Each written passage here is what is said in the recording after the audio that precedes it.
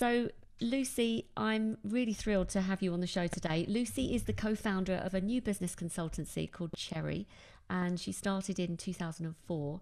And Cherry helps creative and digital agencies tell their story and win more business. And the reason I'm delighted to speak to Lucy is because she's very much in the same space as me, consulting with creative agencies. So really looking forward to diving in and asking you more questions about your experiences. But I was impressed to see that you were featured for 2 years running on the BD 100 list, which is the UK's most influential business developers. And the other thing about Cherry, which I noticed, is that you not only help agencies with the strategy of new business, but you also provide the in-house resourcing. So you actually help them execute on the strategy. So Lucy, would you mind giving a couple of minutes about you, your background and your experience?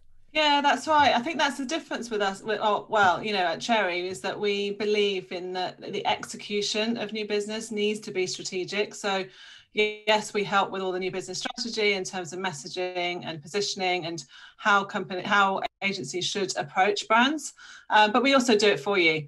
So in the past, we used to actually go and work in-house physically at agency offices. We kind of stopped doing that pre-COVID, to be honest, just because both myself and my business partner are based out of London, and commuting every day to London to do that was just not so feasible. But so we do it remotely. But we want to be an extension of the agency team. We work really closely with agency CEOs and founders, or we can work closely with their in-house team as a kind of bolt-on if they've got an in-house team. But yeah, we set up Cherry back in 2004, so we've been going 17 years, or nearly 17 years now. And still going strong. We're a small team. Intentionally, we want to be a small team because we just want to, rather than manage people, I just want to do new business and do the stuff that I love doing, which is working with agencies. So we help agencies on all areas of new business, whether it's the strategy or the doing, or training and coaching them on how to do new business effectively. And yeah, it's great to get nominated for BD 100. It's actually, I've just found out that I am in the list for the 3rd year running. Wow, well done. Which is good. I think they've got a short list. I don't know if I think they've got an awards day soon coming up. Well, it's virtual, so to see who wins that. I don't know how they work that process, but yeah, it's good to be in that list. Amazing, really well done, massive achievement. Thank you. I was going to say, you said that prior to COVID, you were probably going into offices of agencies to help them. Have you noticed that doing new business remotely, what have you seen as the change that's happened as a result of moving to a remote model in terms of new business? Well, I don't see it massively in terms of me working from home. I mean, I was actually doing that pre-COVID quite a lot anyway. But in terms of everyone else working from home, it's a real struggle. So, when we're approaching corporates, like big companies particularly, who have all of their workforce and marketing teams working from home, they haven't seemed to have been able to set up their phone system to transfer calls. So it's a real struggle in terms of getting hold of people, and that is hampering and affecting new business at the moment. It means we're having to rely so much on email to be able to get through to people. And, there's a lot of noise out there. There's a lot of emails going into people's inboxes, and it's so easy just to swipe and delete. So we're having to kind of think up different ways to get in front of somebody. And again, as well, I'm a massive fan of postal campaigns, handwritten postcards and stuff like that. But again, I haven't done any of those since lockdown. Lockdown 1.0, because I just don't know how they would reach the end person or how long it would take to reach the end person. So, relying massively on emails, but there's more creative ways that we can be approaching companies and approaching prospects, whether it's using the video function on LinkedIn Messenger, or sending, there's a great platform called Bonjoro, where you can send really quick kind of face to camera video messages. So it could be, trying to reach you on the phone, obviously is really impossible these days, but can we have a call type thing? But yeah, I think that's the biggest thing. For me, working from home is what I love doing. I can just kind of get into my zone and without the interruption. So I don't mind working remotely. But I think for others and for some of my clients that I work with, I think that they find it a real struggle, particularly for those kind of creative brains that need that. And you know, the inspiration that you get from just going around your daily business and commuting to work and seeing stuff, we're missing out on that. I love that you've mentioned Bonjoro and video messaging, because I'm a massive believer that, you know, in the absence of being there physically, I think it's the next best thing. You know, if you send a personalized message on video, I think it's really effective. So a couple of questions on that. Have you noticed that there's been any resistance to doing that from the part of the agencies? And also, are you finding that it's having a lot more cut through than email? Yeah, I mean, I think most people are resistant to being on video. You know, it's not natural, is it? Especially when you're shooting from home and you're kind of having just to be all energetic, just your screen. It is really hard. But I think for me, I used Bonjoro a lot back in September. I ran like a free new business bootcamp for over 150 agencies. And as part of that, I wanted to show them what they could be doing to create a really engaging live experience. So I did 200, no, I think I had 200 people because I did 200 videos in total. So I did 200 personal messages. And, you know, you don't have time when you're doing that many to worry about how you look or how you come across or edit or do retakes. It was just a really quick, I mean, a lot of them I did whilst I was in my car in the rain, waiting for my son to come out of school. It was like, all right, it's the perfect time. Quick video. Hi, how are you? This is what we're doing. Looking forward to getting to know you. Boom. And send it over. And it got really good results. I mean, I probably should look up the stats, but, you know, well over 50% open rates and people responding.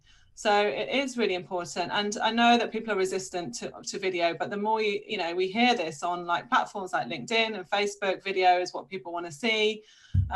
There's so many tools that you can use to make it really easy, like Bonjoro, or there's like other ones like Veed where they can put captions on. So there's no excuse really to not do it. And yes, the first ones you do, you'll probably hate. I mean, I hate all of mine, especially when people that I know say, oh yeah, I saw your video. I'm like, oh really, please.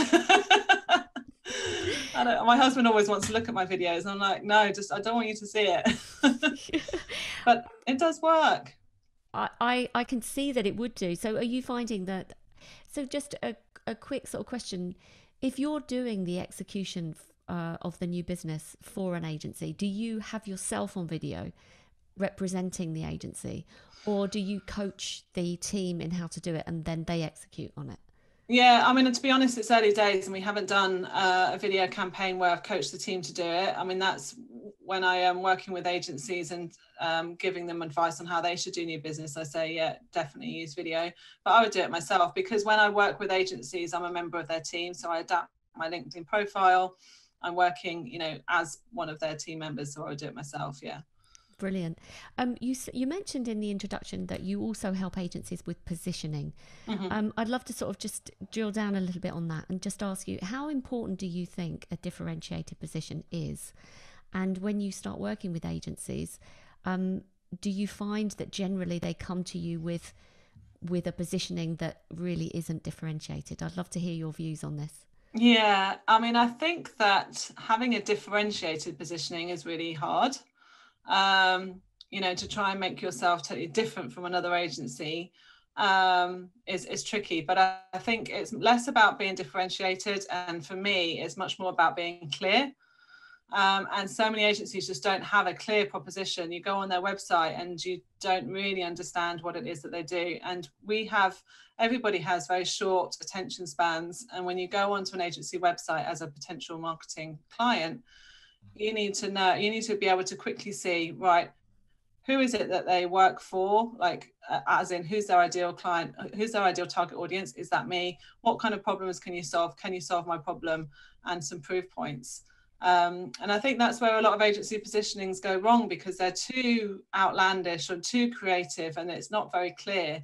Whereas it should be, you know, people should be able to really understand, okay, you're a digital marketing agency, you work with travel companies, for example. And then that's me. No, that's not me. Because if it's too confusing, people will just bounce off your website or they won't read your emails or they won't engage in your conversations. lucky, hopefully you're not a digital agency in the travel space, No, because they've been exactly. massively hit. But that was an interesting point, actually, because with positioning, and that's not my forte, I don't do a lot of positioning projects or anything, but do you believe that it makes sense for an agency to try to be more industry specific, like that vertical positioning, or do you think? You know what, it definitely can help to be, I think it really helps to be clear on, we hear that word niche a lot from, from coming from the States, but I think it can be helpful when you're running new business campaigns. It does mean that you can be in a very risky situation. For example, if you do specialize in travel or hospitality or retail, then they're sectors that are really struggling. But it doesn't necessarily mean that you have to focus on a sector. You could specialize in reaching a particular target audience, for example, families, youth. I think the more you can specialize, the easier it is when it comes to new business, when it comes to pushing out content and attracting your ideal kind of client avatar, your ideal target audience. But with regards to agency positioning, yes, we do help agencies with their positioning. It's not a massive part of our business, if I'm honest. And I think it's because actually where agencies need help the most is less in working out their positioning, but more in working out how they're going to approach companies, what their message should be around approaching companies, and how they can target them, really. Okay, so what do you think generally that agencies could be doing better when you start working with them and they say, look, we really need a complete business development strategy? Do you sort of say, what are you doing currently? And do you notice that there are things that agencies are perhaps not doing as well as they could be? Yeah, I mean, I think definitely being consistent with your new business and marketing efforts, that is something that a lot of agencies really fall short on. And I get it. I understand, I understand why. Yeah, it's because often they don't have that new business team and resource, and it is a bit, feast or famine. So they suddenly get a client and they're really busy, and then they can't focus on building that pipeline. But the thing is that agencies just have to accept the fact that they've got to invest in new business and do it consistently, because the more you can do it consistently, you can build that pipeline. Those agencies that are performing really well now and that have managed to kind of cope through this pandemic are those that have already beforehand had quite a consistent marketing effort going on. They're pushing out content and thought leadership. And also, I think one of the things that agencies need to do is you can't just hire a new business person, whether it's in-house or a consultant, and just expect that to work in silo. I think it needs to be part of a wider agency new business and marketing plan, where you've got somebody senior in the agency out networking, attending events, even if it's virtual ones now, so pushing out content on their LinkedIn platforms, creating white papers and thought leadership stuff, and social media. It's got to all kind of marry together, and PR activity as well, entering awards and all of that. Wonderful. So when you work with agencies, presumably you cover all of those kind of areas so that they've got more of a comprehensive plan. We do try to help them with all of those areas. I mean, often the main bit that agencies want our help with is the proactive lead generation activity, because that's the part that always kind of they struggle to fill that resource in-house. It's the part that no one likes to do. And so that's the bulk of our business is doing that, but we work really closely with, whether it is with the CEO to, yes, we can help across PR. We're building, and we have a network of expert consultants that we can pull together. So if we need to have a PR person helping build awareness of the agency amongst kind of key press, we can do that. If we need a copywriter to help write content, we can bring that person in. But likewise, we can easily work. I've got one client who I've worked with actually since the beginning. I think she was my first client. She's moved to 3 different agencies. She's a global CMO for the agency that she's at now. And she has built a really strong, solid in-house marketing team. So I could just kind of slot into that, providing the new business support. So it varies according to clients, depending on each client that we work with. What are you finding as some of the reactions from CMOs, marketing directors, the people that you're targeting on behalf of the agencies? What are some of the barriers you're listening to and hearing recently, particularly because of COVID? I think there's a lot of budget cuts. But yeah, mainly, I mean, yeah, a lot of people are coming back saying there's a top down, especially big companies, there's a top down freeze on working with external suppliers. But I think as well, a lot of companies, I'm hearing that a lot of companies, they want someone that can really help them pivot, be agile.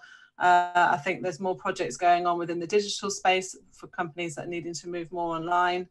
But, you know, there is a struggle because teams have been furloughed. So, but people, the ones that are left are really busy. Budgets, they're trying to do more with less, you know, less resources in terms of team and also budget. So it is a really big challenge for many companies. What do you advise agencies do when they get that pushback to say, look, you know, budget's been cut, or lots of colleagues have been furloughed, I'm picking up the pieces? What's your advice for agencies when you get that kind of a little bit of a... It depends on who that is. So if it's a what I call like a cold prospect that you're talking to, you can't really push that an awful lot more.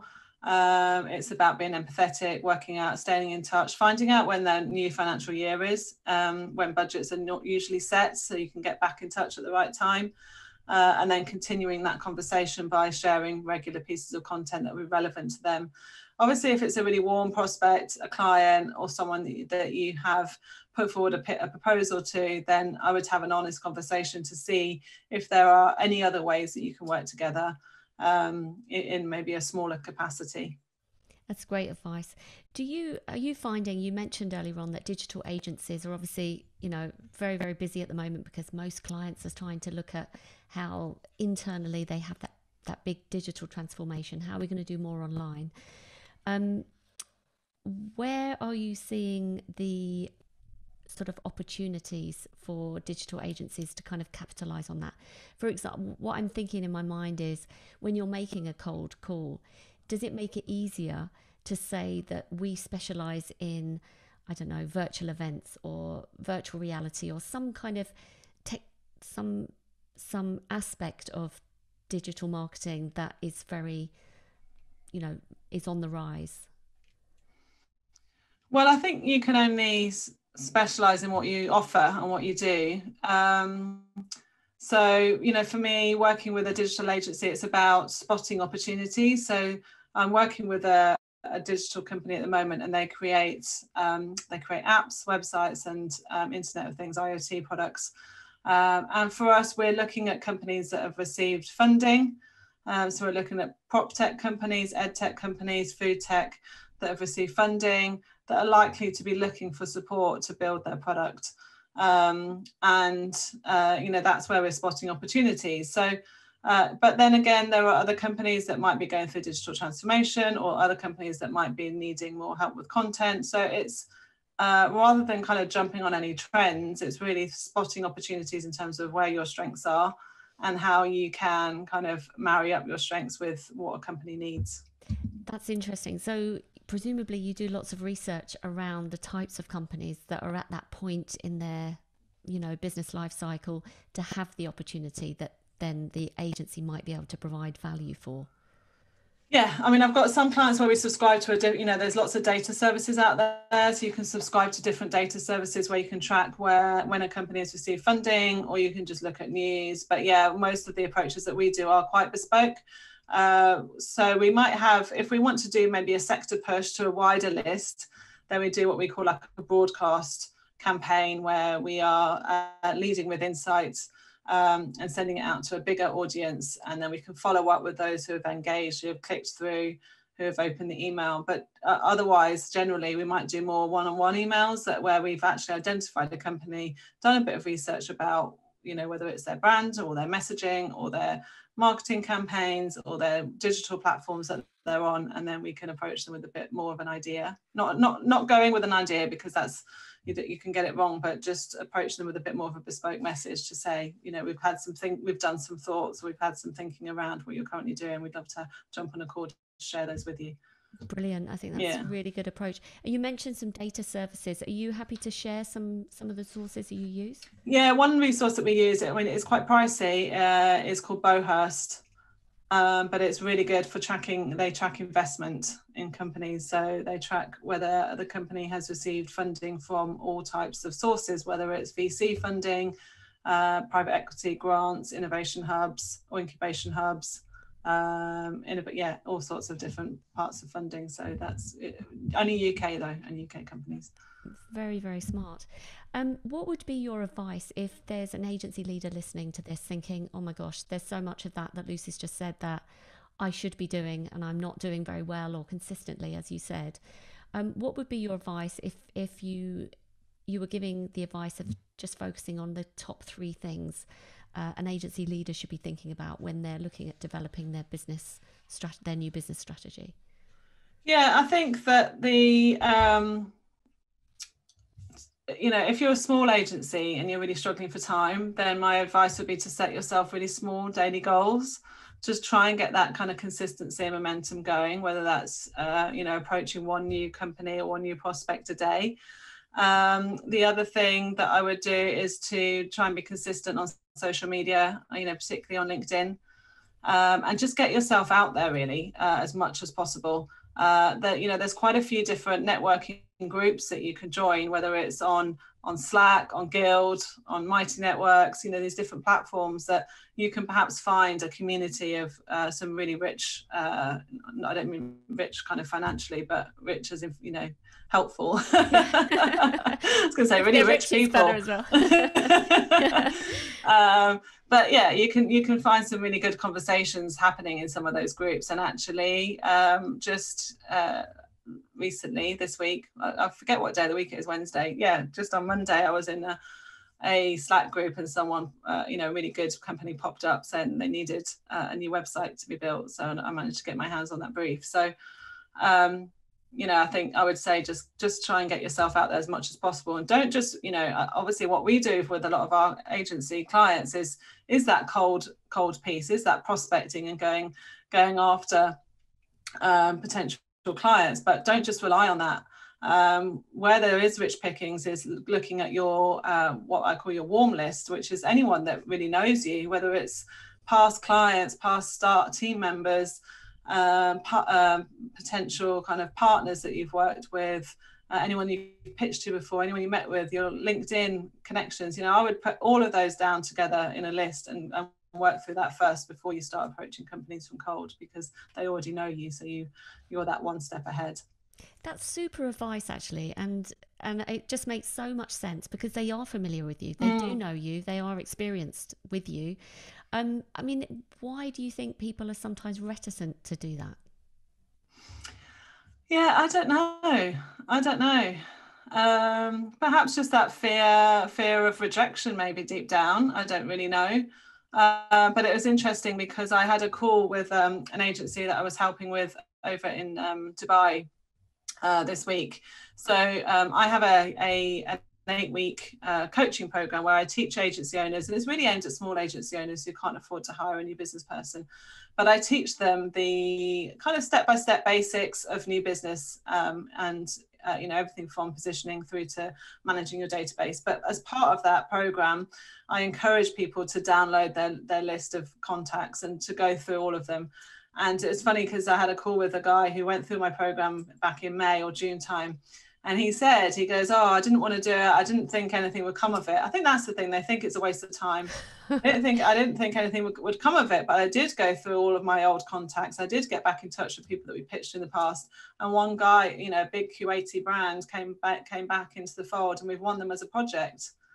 And it's just like, it's because companies and brands get approached so much by agencies all the time. And they're more likely to open an email. Part of the hurdle is just getting them to open and read your email. And they're more likely to open your email if they recognize your name than if you're someone that they don't know. And also if you send a video message as well. So I mean, if you double that up, that's gold. So far you've shared so many brilliant tips, Lucy. Thank you.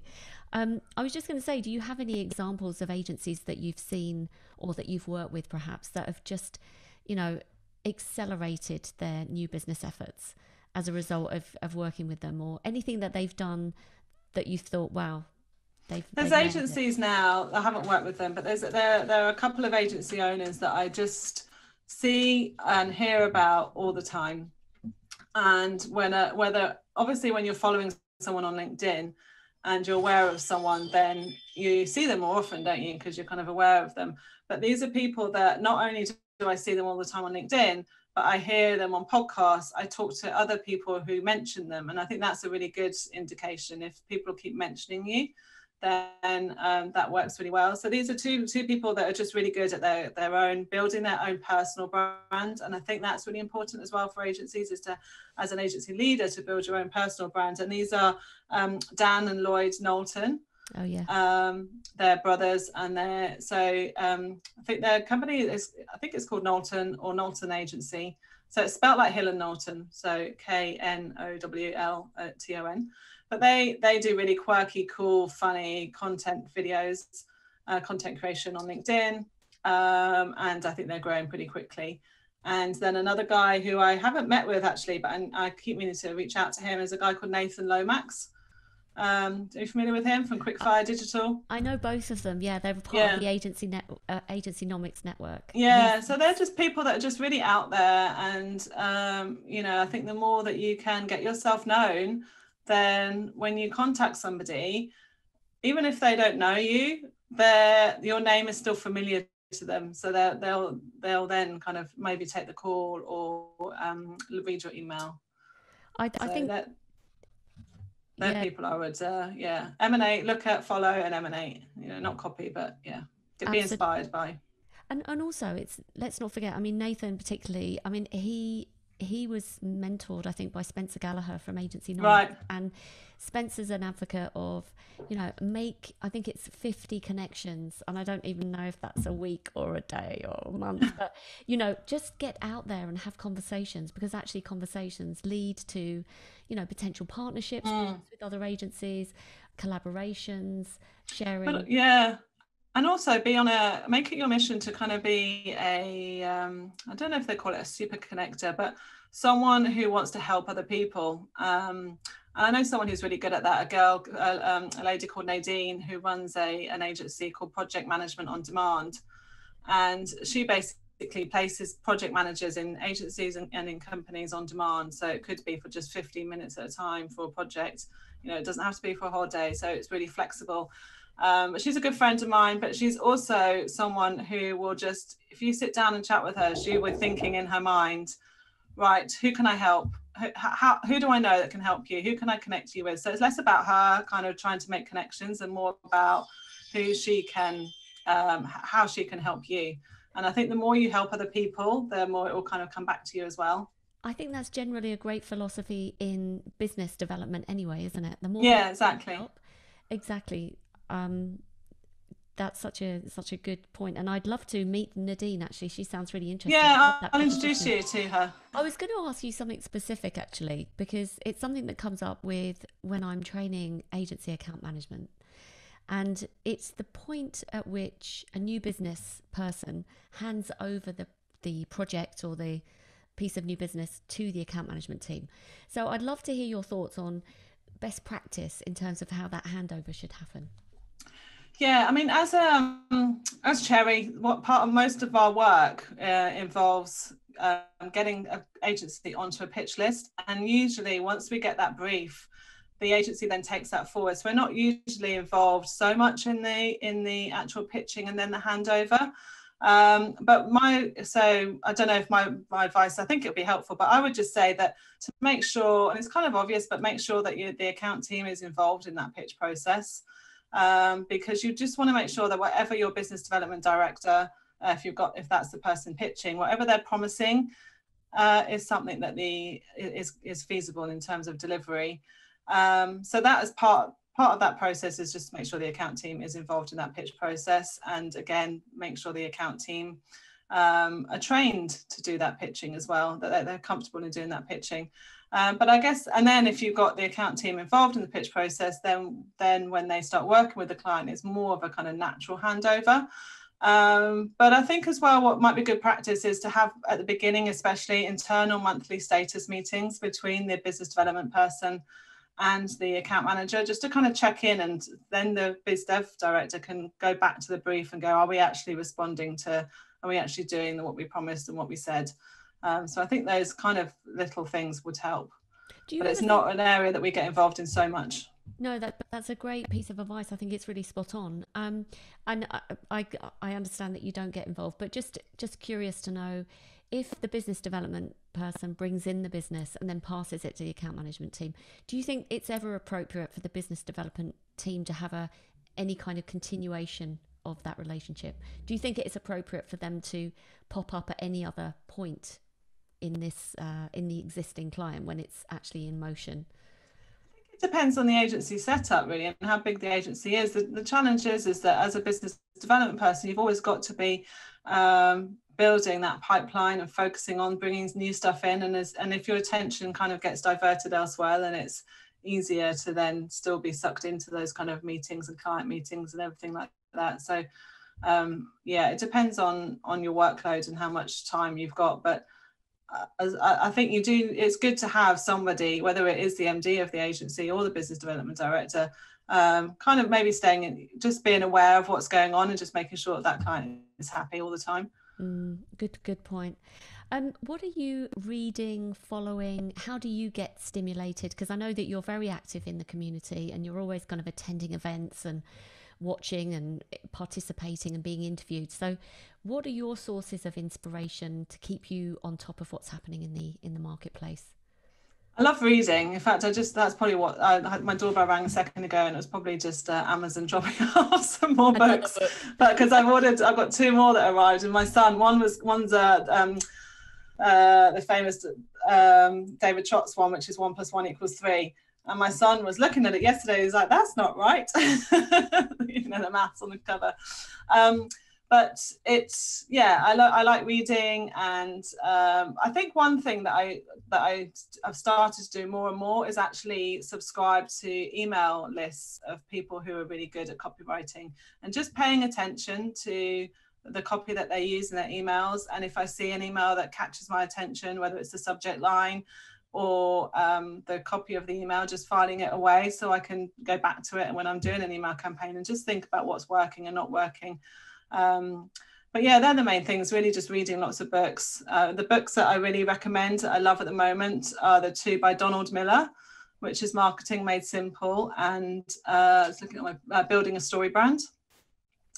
So yeah, for agency positioning, I think Marketing Made Simple is really good. I mean, he talks about that your positioning, he's not just focused on agencies, he's focused on all types of companies, but that your positioning should really be about, who is your audience, what problem do they have, and what's your solution.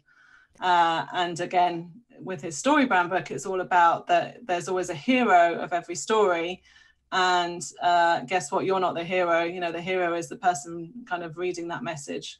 And you've got to make sure that your audience is the hero of the story. Love that. I love the sound of those two books. Thanks for sharing.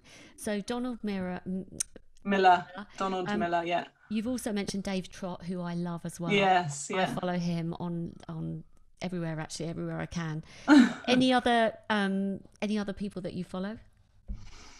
Yeah, I mean, I follow, I love Ian Harris and Agency Hackers and all of the stuff that they do. I think his emails are really good as well. He uses lots of storytelling in his emails, so they're great. And then you've mentioned Agencynomics as well. Their book is super helpful for agency owners. Absolutely. No, it's mentioned a lot actually in the agency community. Yeah. But in terms of for business development and new business tips as well, there's a guy in the States called Mark Duval, Duval, and his blog is really good. His blog is helpful. Yeah, no, thank you for that. That's brilliant tips. Is there any other advice that you would give for either agency owners or agency account management in terms of new business development? You've mentioned so many tips. This has been so rich with knowledge bombs, but is there anything that we haven't covered that you think would be worth mentioning? Yeah, and actually it's kind of going back to your question around the business development, handing over to the account managers and the role of account managers. And again, agencies are often looking for new clients, whereas actually we should be thinking about how we can grow our existing clients. And there's a role there that could be played by either by the account manager or by the business development person, which is reaching out, working out, especially if it's a big company, a global multinational company, who are the other marketing teams that we could get in front of, making sure that clients are aware of the breadth of services that we offer, because often they're not. And there's so many if you're already working with a client, then there's so many opportunities to grow that. And I think a lot of agencies are missing that trick, and agencies need to have that kind of internal process, whether it's like weekly or monthly status meetings as a team, to work out how they're going to grow their existing clients. You're speaking my language here. Yeah. My account accelerator program is all about that, and I've been Brilliant. working with agency account managers for years around this very point, because I mean it's so much cheaper to develop your existing accounts. Definitely. And we always say that when we're setting KPIs and goals with agencies and helping them establish what their financial objectives should be for the year, we always say that the majority of new business or the majority of business growth should come from existing clients, not from from cold channel. That agency accelerator program sounds brilliant, because I think especially a lot of account managers, they are quite hesitant and nervous about approaching existing clients for to get referred on within their company, and also ask for referrals, external referrals as well. Ask if there's anyone that they know that they could recommend you to. Absolutely, and I agree. I mean, most account managers that I work with, they don't want to come across as too salesy, they don't want to be pushy, but there are ways that you can do it that you don't end up feeling like icky and pushy, and that's the revelation that I see with my account accelerator program. Is they think, well, actually I've got a client development plan now which feels totally doable. So I think I absolutely agree. There was also a survey done by Agency Nomics. Actually, it was the global survey and the UK survey matched it around. It was among agency owners, and 30% of referrals come from existing clients that move somewhere else, or that refer you to someone else. So you're absolutely spot on the money there. Lucy, this has been absolutely brilliant. I've written down loads of notes. I think you shared some fantastic tips, so thank you so much. I've really enjoyed it. Thank you. Thanks so much. Is there anything that I haven't asked you that I perhaps should have done? I don't think so, really. I think it's just about being consistent, but also being natural as well. I think that's the thing, is we sometimes lose sight of that. We think new business development is about sales, and it's not. It's about building relationships, because brands want to work with you because they like you, because they trust you, and because they think you're going to do a great job for them, and not because you kind of pressurize them into working with you. So it's just being yourself, being clear on who you can help and how you can help them, and being consistent with pushing that message out there all the time. That's a lovely note to finish on. Thank you so much, Lucy. Thank you. Thanks so much. Thank you. Thanks, Jenny.